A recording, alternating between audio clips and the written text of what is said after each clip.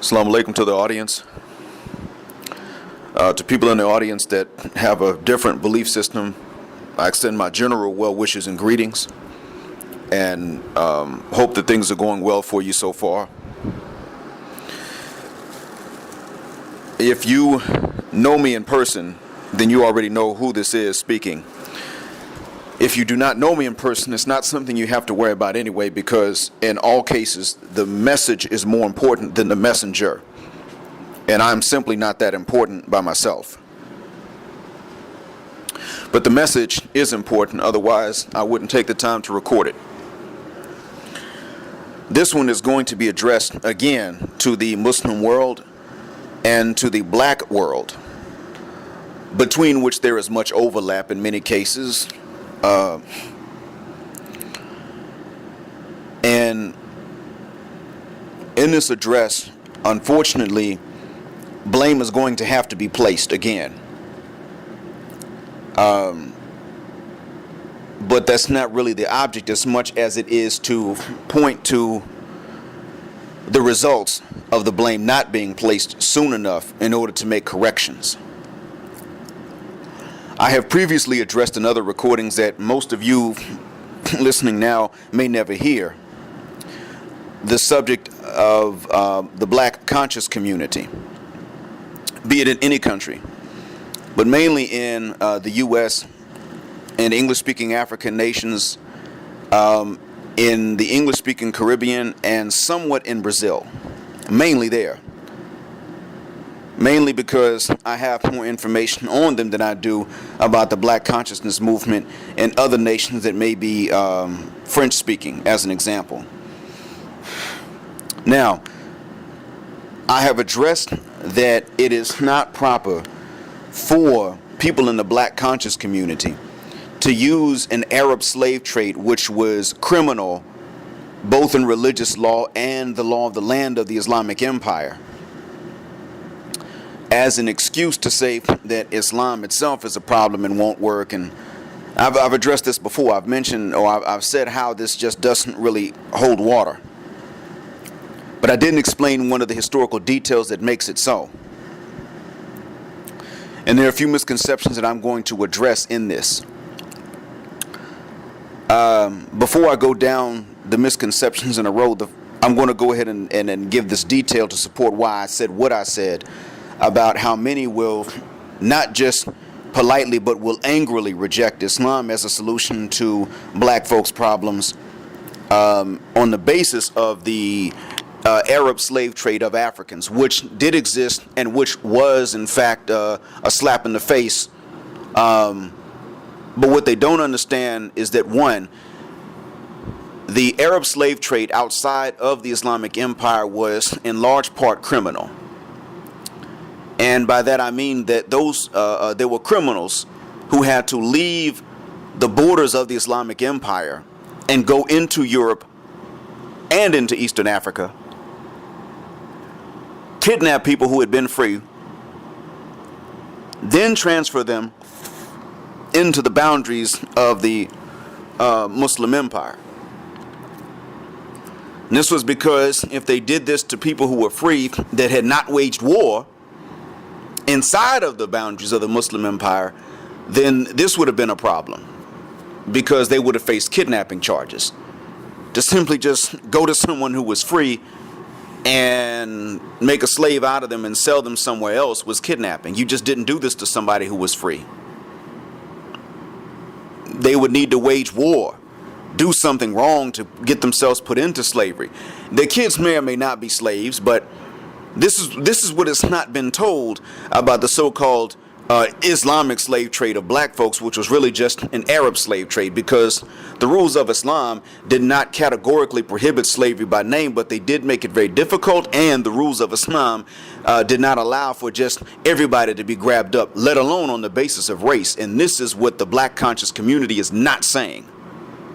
Some don't know, many don't know, but those who do know are sometimes leaving this out. Now that I've addressed this, I'm going to go down some misconceptions that I want to go ahead and tell to the Muslim world. especially in Arabic-speaking countries, but also to the Persians and the Afghans and the Turks. And this is not necessary to tell, in all cases, to the subcontinental Muslims, those from India, Pakistan, and Bangladesh. They're a little bit more aware of these misconceptions, although they have problems with colorism and white supremacist ideas. Number one, to the Muslim world, namely the ethnicities that I mentioned, let me explain this to you very clearly. You're not white. Bottom line. Europeans are white, and they know that you are not European, and they don't accept you. And if you look like you're a European, but you come from Turkey, they don't accept you. You would have to reject Islam and become Christian in order to for them to accept you as a white European.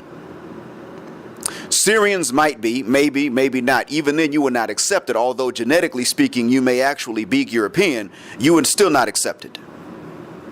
So let alone those of you from Jordan with your dark hair and your dark eyes, in Lebanon and Palestine and any point south of those areas, you know you are not white and you will not be accepted as white. And that they call you, you should know that Europeans call you certain terms that are very similar to the terms that they use to insult black people. Because they know that you come from black people, whether you want to admit it or not. They know they come from us. So, that's first thing. Second thing, everyone that's not black is not automatically white either. And this is what you must understand. In these nations, many of you have a habit of calling yourselves white, and everyone that is not undeniably African in origin, you call them white. That's not the case. Many of you may have straight hair, but you're simply too dark to be a European. That's just what it is. You aren't white. But everybody that's, understand that Latin Americans are not white either. Everyone that's not black does not automatically count as white. You must get rid of this idea. Secondly, many of you think that you are super fair and you're colorblind because you're Muslim. No, you have very racist ideas at a subconscious level. Now, the Western world may hold these ideas at a conscious level, but many of you, even those of you who are black citizens of these nations I've mentioned, have racist ideas at a subconscious level, which you call ilawa'i in Arabic. Subconscious. You're not aware you got them, but you have them. They're in your head. Nextly, which is fourthly. The fourth misconception that many of you have is that that even though you're not racist, white is normal and black is not normal. And that the darker people are, the less normal they are. Mostly when it comes to marriage and beauty, you have this idea. This is a misconception again. Light skin in human beings is a very, very new concept. Now, in Eastern Asia, people became light-skinned more than 6,000 years ago, it is believed. However, in Europe, their mutation for light skin is less than 6,000 years old. As a matter of fact, blue eyes is an older trait than light skin in Europeans. This is something that is not, this is new information, but geneticists found this out at the end of last summer. Bottom line, what am I getting at? White Europeans are not 6,000 years old. When Musa alayhi salam was a prophet, they were very new. Now how's that?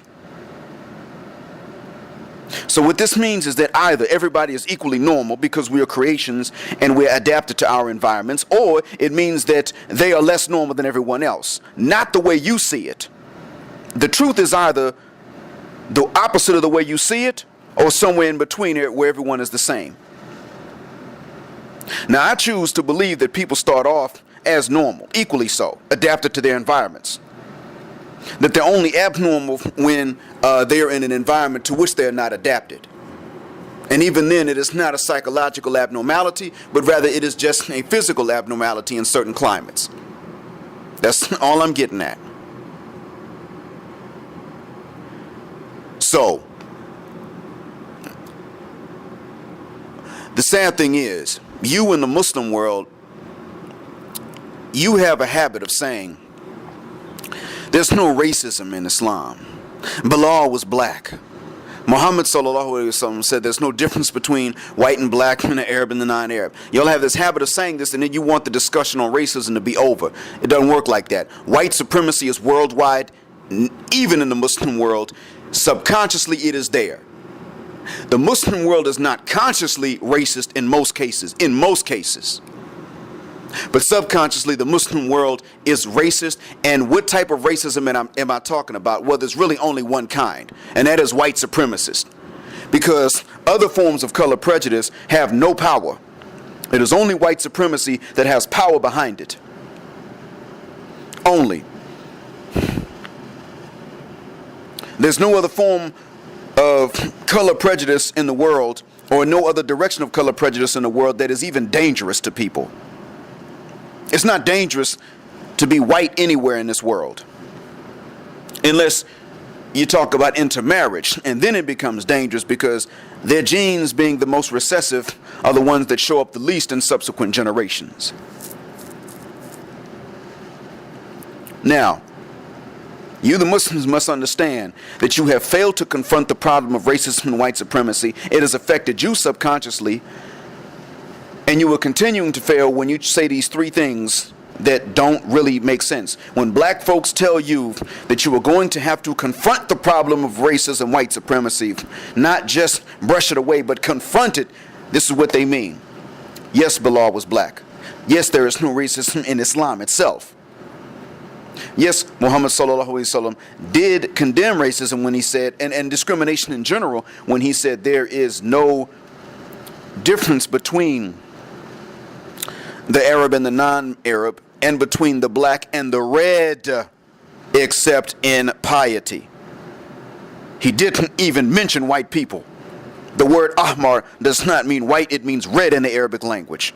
Because at that time, the Arabs did not even call themselves white like they're doing today. So the self-definition of white by many Arabs is a new thing too. This is proof that white supremacy has managed to creep into the subconscious minds of the Muslim world. This is proof of that. During the time that he was around, the Arabs referred to the Persians as white, and the Romans or the Europeans as white, the Africans as black, Indians as brown, and themselves as red. In most cases, they themselves were many-colored, the Arabs, multicolored. Which leads me to misconception number 5 that I need to correct. Many of you from the Muslim world think that the majority of slaves in the Arabian Peninsula were black. That's not true. The majority of slaves were what you would have called red back in those days. White was a minority anyway, period. And black was not necessarily a majority. And most Arab tribes fought with each other more than they fought with any non-Arabs, so they enslaved each other more. So black Arabs would have been only as likely to be enslaved as they were a proportion of the population. This is misconception number 5. No, the majority of slaves in the Arabian Peninsula were not black. So the word abd, meaning slave, to denote blackness, which goes on today in all Arabic-speaking countries, is also a misconception. Number 6, based on number 5. No, there's no natural order of slavery for one race over another, or before another, or after another. It doesn't work like that. That's accusing Allah of being unjust and an oppressor. That's accusing Allah of being racist, after telling Muhammad sallallahu alaihi wasallam that people are the same except for their piety. Accepting white supremacy automatically makes you less pious than those who don't accept it. This is the irony of discrimination and the acceptance of white supremacy. It makes you worse than the people who you think you're better than. It makes you less normal than the people whom you think you are more normal than. So in other words, if you accept these ideas and you don't want to accept correction for them at a subconscious level, you have automatically made us better than you, because you've chosen to be worse than us. You can't be a racist and be the moral equal of someone who is not a racist. You cannot support a racist and be the moral equal of the victim of racism. It doesn't work like that. So let's call a spade a spade. If you are living in any one of these Muslim lands and you would just love to marry the whitest woman in the world you can find, that has to be your own personal preference, not someone else's, or you're a goddamn racist. And I meant every word, even the D word that I just said, a damned racist. It has to be your own preference from yourself. How are we going to know that if so many people have this preference because so many other people have this preference?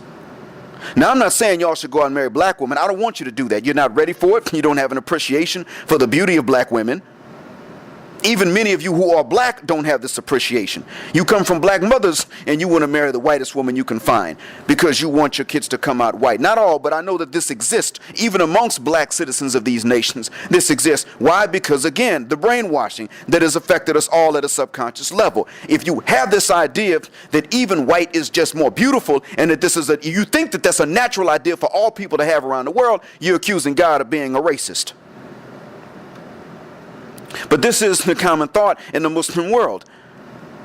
The Muslim world's discrimination against darker people is nothing compared to what darker people face outside of that, especially in Western Europe and in the Americas and in Australia.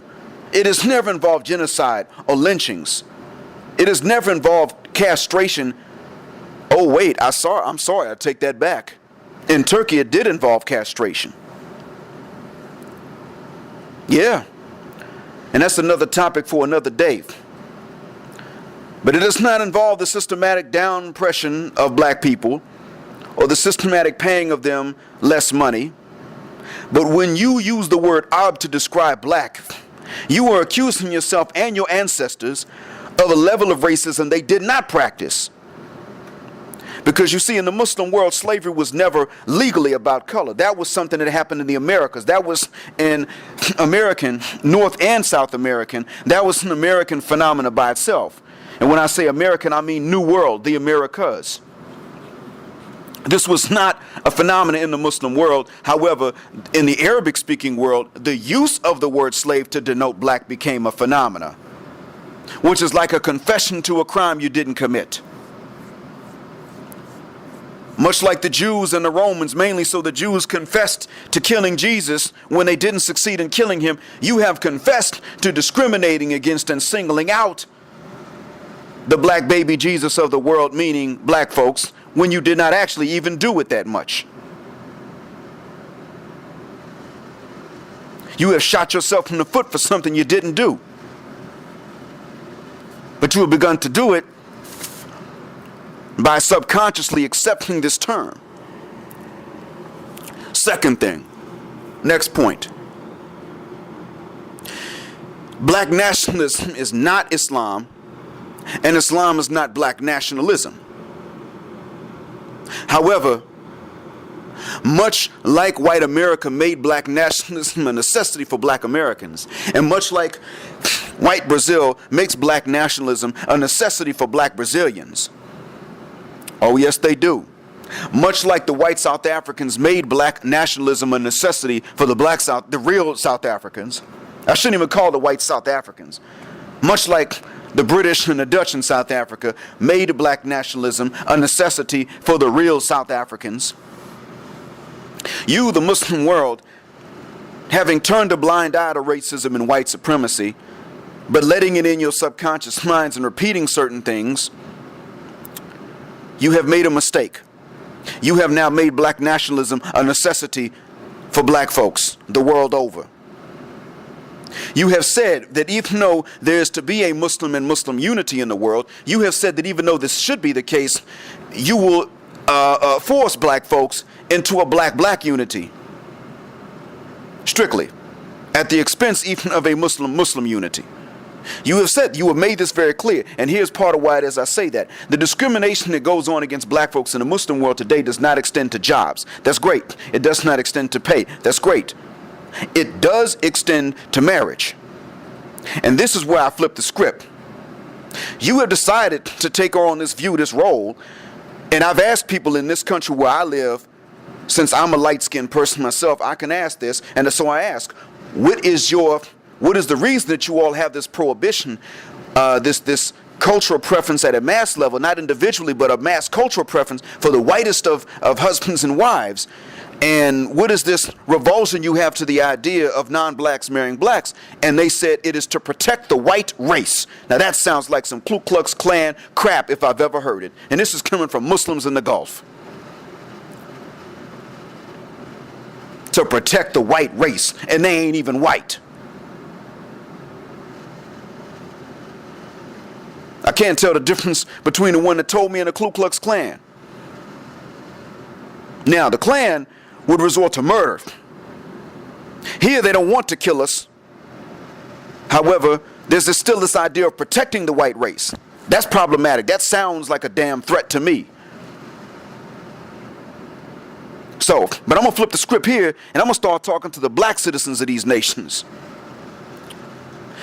The cultural prohibition on marrying black folks, or rather I should say between black and non-black marriages, does not come from black folks.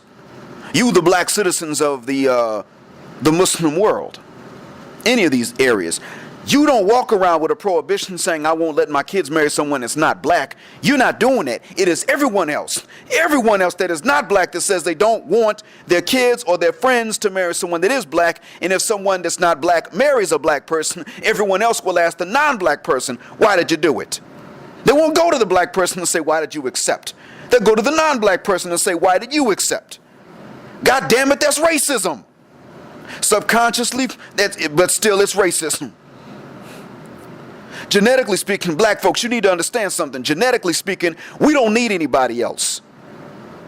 And I'm not against interracial or intercultural, international marriages by definition. I don't have a problem with them by definition. I got a problem with them when it comes down to one group thinking that it's an advantage for them and everybody else thinking it is to their disadvantage, even though when it comes to a lot of missing people in the world that are black, which is due to organ trafficking, human organ trafficking, it is black people who are sought out because their organs are considered to be stronger, even by the doctors who perform the organ transplants. This is what people don't know. You, the black citizens of the Muslim world, are not guilty of racism except against yourselves, but you have failed to understand that there are advantages to being black genetically speaking, and everybody knows it but you. So you would love it if somebody that wasn't black wanted to marry you or marry your kids so that you might lose your blackness over time. But you don't seem to understand that other people genetically benefit from you when they marry you, and you don't benefit from them when you marry them. Unless maybe you pick up one or two immunities that you did not have before. And this is what you got to understand. You're not guilty of racism except against yourselves. However, it's about time that you start to practice the same prohibition. As long as everybody else looks at you and says, you are the last choice for marriage, you need to look at other people and say, well, okay, we are Muslims, we are brothers and sisters, okay, fine, but you can't marry my kids either. If you change your mind later, it's too goddamn bad for you. Do not come to me asking. And don't let your kids come to me asking for marriage with my kids. You need to tell them this.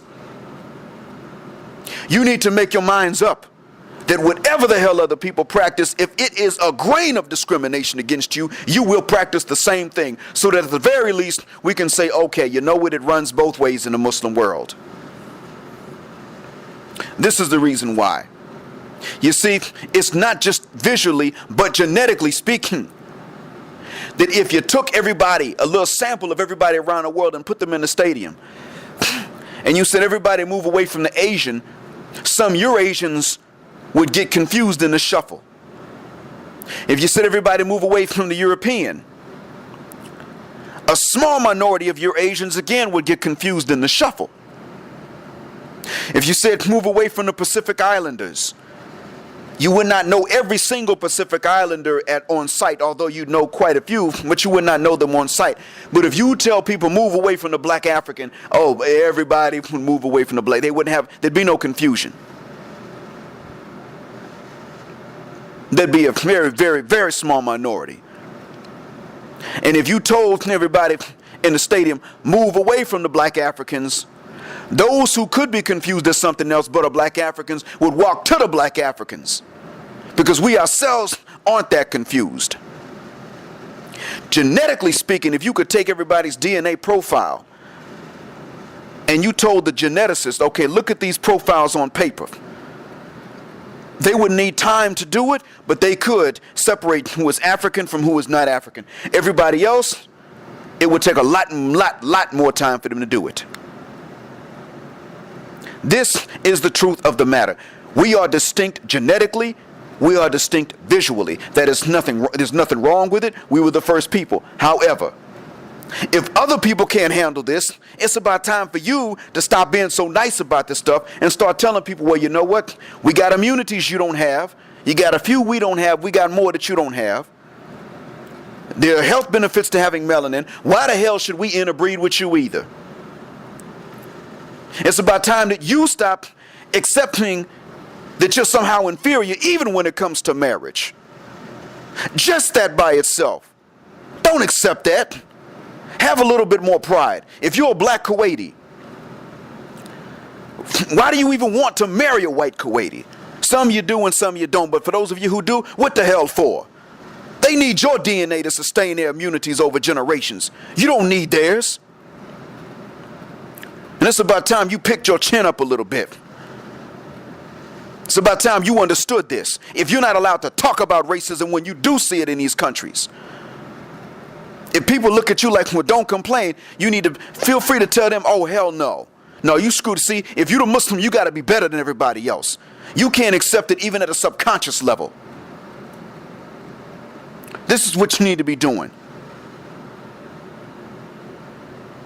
Now, that being said, having lived in the West and having lived in the land of the Muslims, I would take this over where I was any day. I would take this over where I grew up any day. No police officer wants to shoot me here. Nobody wants to pay me less money for doing the same work. No one values my skills or education any less than they would if I was white. And I'm not looking to marry a white woman, so to speak, or what they call white women. I ain't looking for that. But what I am looking for is for black folks to stop thinking that somebody's doing them a favor if they're not black and they're willing to marry someone that's black. Because one thing that is a problem in the West and in the Muslim world alike is this problem of this idea of discrimination at a subconscious level. And I don't want to see people trying to breed themselves to be more and more white, whether they're black or non-black. I don't want to see them trying to do that per se, because that's trying to look like and resemble the oppressor. Let me explain something. In America, you see a lot of interracial couples, but you know what? They're not always married. And in many cases where there is a black man, white woman couple, that black man is financially speaking miles above that white woman. And there's something else to it too. This is what they have. This is what a study came out and showed, but people don't openly say. In America, for a black man, or for a Hispanic man to marry a white woman, he has to have a lot more money on average than a white man would have to marry that same white woman. And a black man has to have even more than the Hispanic man would have to have in order to marry that same white woman. A study showed this. Well, guess what? There ain't no study necessary for that in the Gulf nations here, the lands of the Muslims. This is already known. If a black man marries a non-black woman, he had a hell of a lot more money than most white guys did. So he can marry her, and it's considered okay. Then that's the justification, as if a justification for this is needed. And that's the goddamn problem.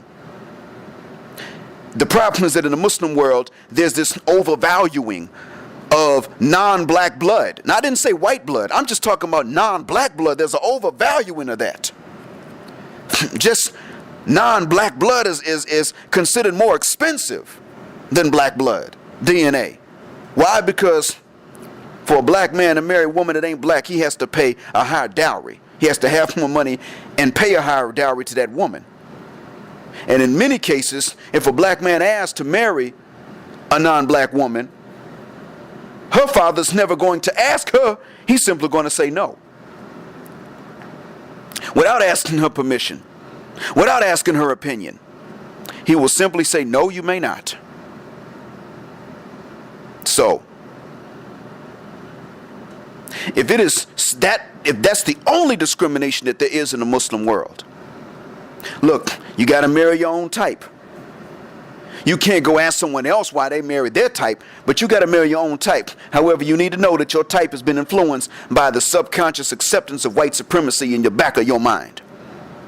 And that makes you, because you're Muslim and you're supposed to be better than everybody else, that makes you a bigger disappointment. It makes you a goddamn racist.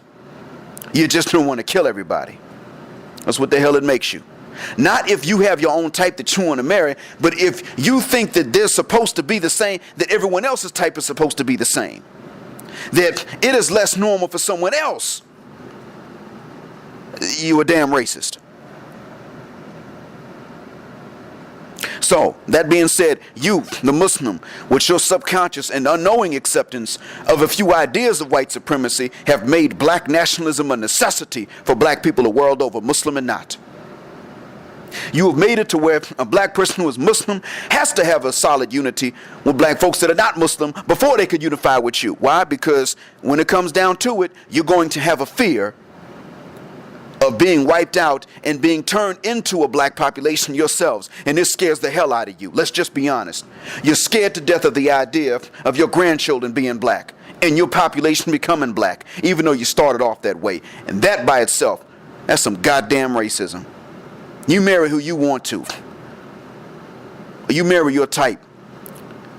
But you don't walk around entertaining fears of becoming black like that's a bad thing, but you want us to not talk about racism. You have made black nationalism a necessity. So when you start meeting black folks who love the religion, but are closer to other black folks that are not Muslim than they could ever be to you, it is your goddamn fault. If it is not your fault individually, I understand that, and I wouldn't blame you individually, but it is still the fault of your damn culture, and I mean it when I say damn. I hope that this message has been of benefit to all sides. Assalamu alaikum.